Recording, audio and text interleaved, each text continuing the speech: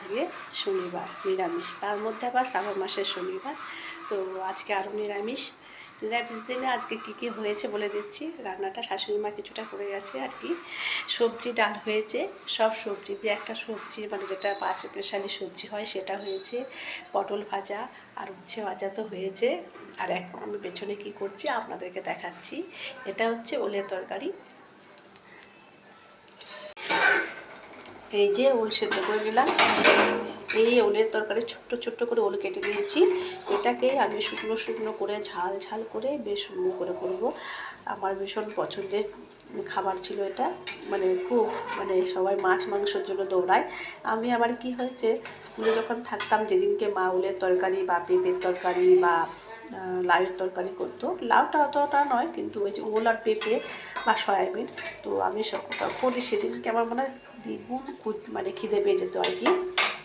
রাস্তা থেকে আমি দৌড়তে দৌড়তে আসতাম যে কখন গিয়ে তবে আমার এটা একটু ঝাল ছাড়া হলে চলবে না, লাল লাল হবে আর ঝাল ঝাল হবে। আর এমনিতে ঝাল খেতে আমার ভীষণ ভালো লাগে, তো ছোট্ট থেকে খুব ঝাল খেয়ে আসছি, তো এখনও কমেনি সেটা, একটু মাত্রায় হয়তো কমেছে, কিন্তু আমি ঝাল ভীষণ বরাবরই প্রিয় আমার, আর আমার বড় ছেলেদের প্রিয় এটা।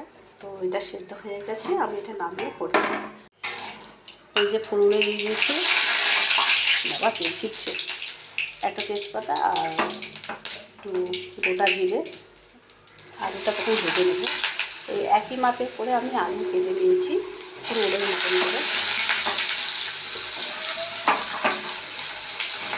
ওল চিংড়ি করলেও ভীষণ ভালো লাগে, কিন্তু নিরামিষ দিনে এইভাবে করলেও আমার ভীষণ ভালো লাগে খেতে। একটু হলুদ গুঁড়ো দিয়ে দিলাম আলুটাকে ভাজার জন্য,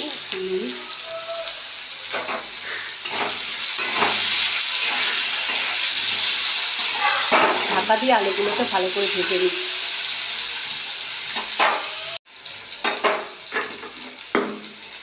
কড়াই আগেই নড়েই যাচ্ছে, আলুটা ভাজা হয়ে গেছে, বেশ কড়াই হয়েছে ভাজাটা।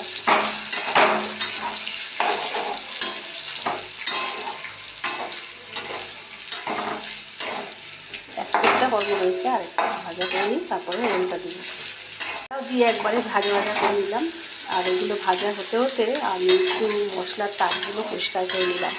রান্না করতে করতে এগুলো না করলে এগুলো একদম নোংরা হয়ে পড়ে থাকে। মশলার কৌটো ধোয়া, তারপর মশলার তাক মশা এগুলো করে নিলাম। দুটো তাক করলাম, কালকে আবার রোববার আছে, ছুটি আছে, কালকে ছুটির দিনে করতে পারবো। এইভাবে কাজগুলো না করলে না ঘর তো নোংরাই থেকে যায়। আর এখানে আমি দেখুন কতটা লঙ্কার গুঁড়ো নিয়েছি, হলুদ গুঁড়ো আর সামান্য একটু জিরের গুঁড়ো নিয়েছি, অনেকটা লঙ্কার গুঁড়ো নিয়েছি। আর দিয়ে দেবো একটু নুন, সামান্য একটা শুকনো করে করবো তো, বেশি নুন দিলে আবার মানে নুনে পোড়া হয়ে গেলে ভালো লাগবে না খেতে। মশলাগুলো দেওয়ার পরে একটু সামান্য একটু জল দিয়ে ভালো করে কষিয়ে নিই।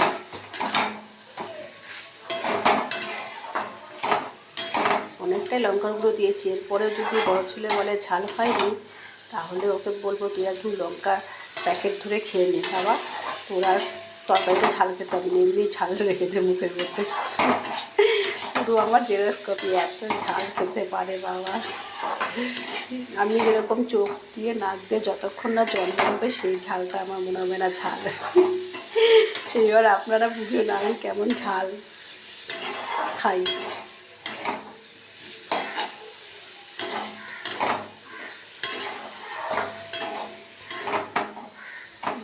একটু ভালোভাবে কষিয়ে নিয়েছি এটা, এবার সামান্য একটু জল দেবো। সব ভাজাই আছে আর ওলটাও সেদ্ধ আছে, বেশি করে লাগবে না, এক গাদা ঝোল দিলে ভালো লাগবে না এইসব তরকারিতে, ট্যাঙ্কেলের জন্য আমার ভালো লাগে না এইসব তরকারিতে।